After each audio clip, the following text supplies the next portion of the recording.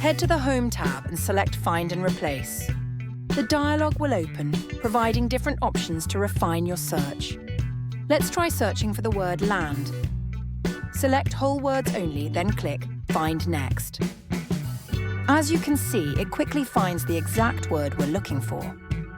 Now, let's add match case to the search. Notice that the word isn't found because it starts with a capital letter.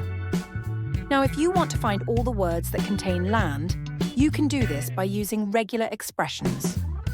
Type in any letters from A to Z, followed by an asterisk to indicate that the word can appear multiple times.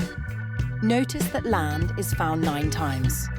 With all the results selected, you can close the dialog, then apply formatting like bold or a specific colour to the words. Now let's look at another feature. Suppose all the paragraphs are in pre-formatted text, but you only want to change one specific paragraph. Select the paragraph you want to modify, then choose Find and Replace. Select Paragraph Styles from the More Options menu, then choose Current Selection Only. Search for pre-formatted text and replace it with body text. You can also replace line breaks with spaces using regular expressions. Enter the $sign in the Find box and to replace it with a space. That's all for today.